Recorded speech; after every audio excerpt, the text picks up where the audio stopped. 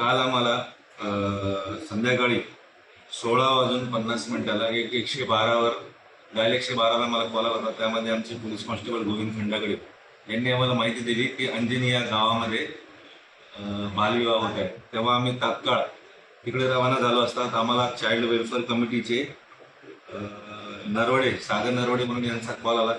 त्यांनी आम्हाला माहिती दिली. त्यानंतर आम्ही ग्रामसेवक बचाटे साहेब यांच्या मदतीने सदर ठिकाणी पोहोचलो.